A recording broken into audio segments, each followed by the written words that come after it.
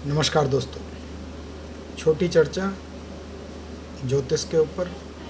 पीछे हमने पंचांग के योग और उनका जीवन के अंदर क्या महत्व है, क्या उनका फल प्राप्त होता है, उसके ऊपर हमने एक श्रृंखला आरंभ करी थी। हालांकि पिछली बार केवल एक ही योग लिया था, विषकंभ नामक योग। आज लगभग 3 योगों के ऊपर बात करेंगे। विषकंभ के बाद इसके बाद जो योग है वो है प्रीति योग। क्या कहलाता है प्रीति योग? या प्रीति योग में जो जातक, जो व्यक्ति विशेष जन्म लेगा, उसके ऊपर उसका क्या प्रभाव पड़ेगा।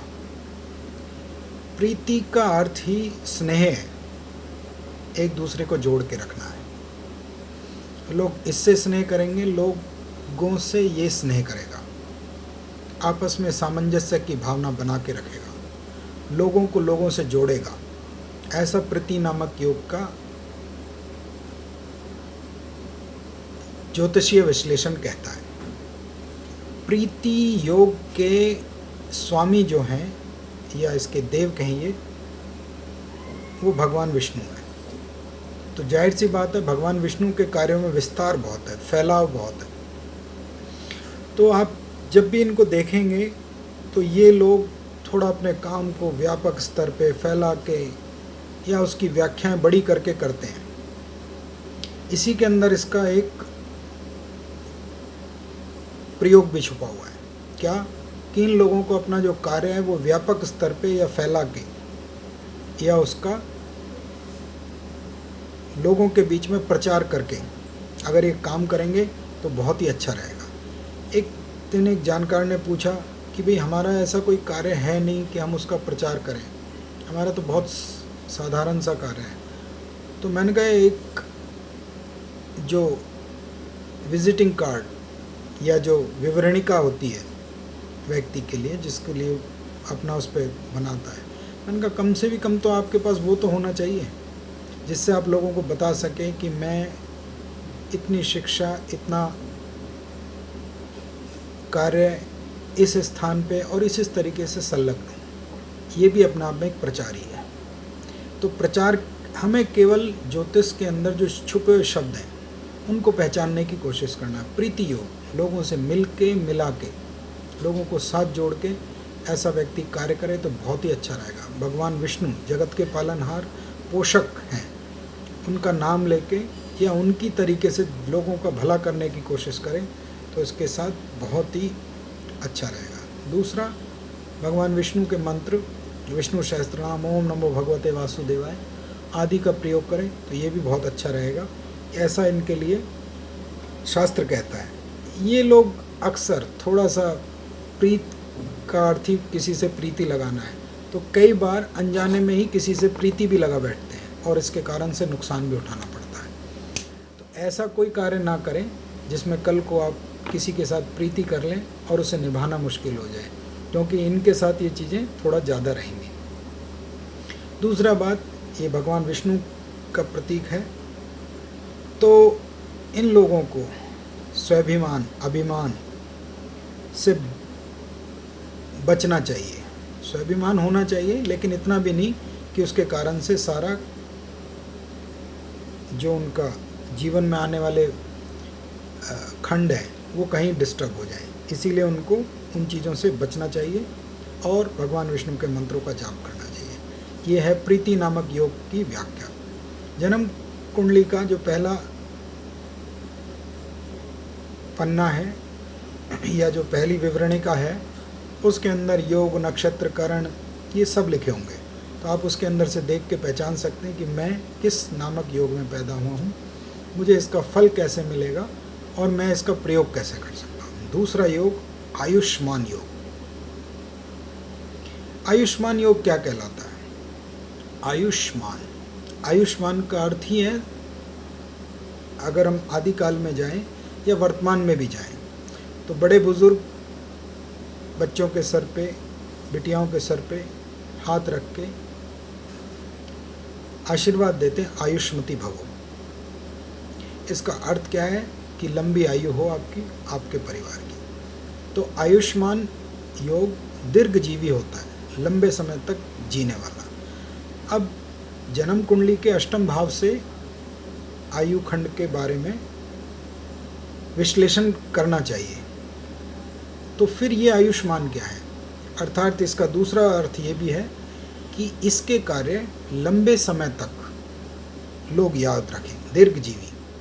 अर्थात ऐसा ये कोई भी कार्य करें, जैसे हमारे भारतवर्ष के अंदर, पूरे संसार के अंदर ऐसे महान व्यक्तित्व लोग रहे जिन्होंने जो भी काम किया वो लंबे समय तक उनके साथ जुड़ा रहा कि ये व्यक्ति ये काम करके पूरा गए, और आज भी उनको उसके लिए सराहा और प्रेरणादायक माना जाता है। तो आयुष्मान योग उसी लिए माना जाता है, लंबी आयु और इसके कार्यों को लंबे समय तक लोग याद रखें।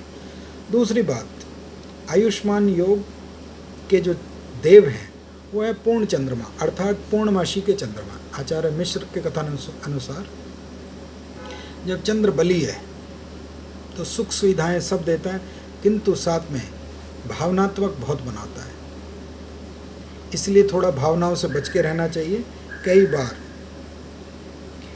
ये अचानक से लाभ के कारण से फंस सकते हैं। इन लोगों को संगीत बहुत प्रिय होता है। ऐसे लोगों के कार्यों के अंदर एक डिकोड है, इसका एक परिहार है कि इन लोगों को दिमाग का इस्तेमाल ज़्यादा करें, भावनाओं का इस्तेमाल कम करें। क्यों? क्योंकि पूर्ण चंद्रमा भावनात्मक बनाता है, तो कहीं ना कहीं जाके इनको परेशानियां आ सकती हैं। ये इसमें सावधानी बरतने लायक है। पूर्ण चंद्र, पूर्णमासी का चंद्रमा, तो पूर्ण चंद्र के दर्शन करें और चंद्रमा को नमन करें। भगवान कृष्ण चंद्रवंशी, उनकी पूजा इत्यादि करने से आयुष्मान योग के अंदर पैदा हुए लोगों को बहुत ही लाभ मिलेगा। ऐसा कथन शास्त्रकार भी कह रहे हैं और ऐसा कथन ग्रंथ भी कह रहे हैं। इसके बाद आता है सौभाग्य योग। पहला योग थोड़ा दुष्कर था, विषकंभ योग। आज ईश्वरीय आशीर्वाद से लगभग सारे योग अपने आप में बहुत महत्वपूर्ण है। सौभाग्य योग, ऋषि परंपरा क्या कहती है? सौभाग्यवती भवो, अर्थात सुख समृद्धि रहे, आपके सौभाग्य में वृद्धि बनती रहे। सौभाग्य योग के जो देव हैं वो ब्रह्मा हैं। Brahma is the creator of this universe, जो इस संसार के रचयिता हैं। तो ऐसे लोग निर्माण कार्यों के अंदर, सृजनात्मक कार्यों के अंदर, उत्पाद के अंदर एवं जहाँ पे बाल विकास होता है या जहाँ पे बच्चों के जन्म की प्रक्रिया होती है, उन चीज़ों के अंदर संलग्न देखे गए हैं। किसी प्रकार की भी प्रोडक्टिविटी इस योग के अंदर देखी जाती है। ये सौभाग्य नामक योग कहलाता है। इसका अर्थ है खुश मिजाज। ऐसे लोग हमेशा ही अपने आप में खुश मिजाज रहते हैं और अपने कार्य से दुनिया को कुछ नया करके दिखाते हैं। उद्योग लगाना इनके लिए ज़्यादा अच्छा है वनस्पत दुकानदारी करने से। मतलब व्यापार ना करके अगर ये प्रोडक्टिविटी में, उद्योग में, उत्पादन में जुड़ेंगे तो इनके लिए बहुत ही अच्छा है, क्योंकि ब्रह्मा जी उत्पादन के स्वामी हैं। दूसरी बात, ऐसे क्षेत्र जहाँ पे उद्योग ही होता हो उसमें इनके लिए नौकरी, सेवा भी काफ़ी लाभकारी रहेगी। सिर्फ इसमें एक सावधानी बताई गई है कि इन लोगों को बड़बोलेपने से बचना चाहिए। ब्रह्मा जी के दर्शन करें।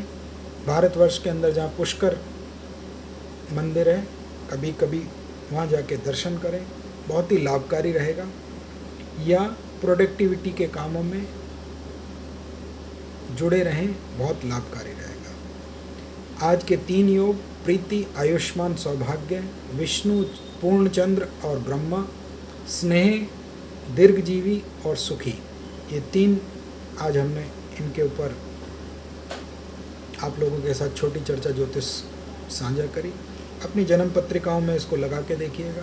अगर आपको ऐसे योगों के साथ अपने आप में इस प्रकार के परिणाम भी देखने को मिल रहे हैं तो मेरे YouTube के ऊपर कमेंट सेक्शन में ज़रूर लिखिएगा। चैनल सब्सक्राइब कर लीजिएगा, बेल आइकॉन दबा लीजिएगा, जिससे नए वीडियो आप तक पहुंचा सकें। धन्यवाद। अपना बहुत विशेष ख्याल रखिएगा। अभी थोड़ा संक्रमण काल और बचा हुआ है, लेकिन ये भी धीरे धीरे समाप्त हो रहा है। इस व्यवस्था बहुत तेज़ी से इसके ऊपर काम कर रही है। अपना सबका ख्याल रखिएगा। धन्यवाद। प्रणाम। त्रुटियों के लिए क्षमा।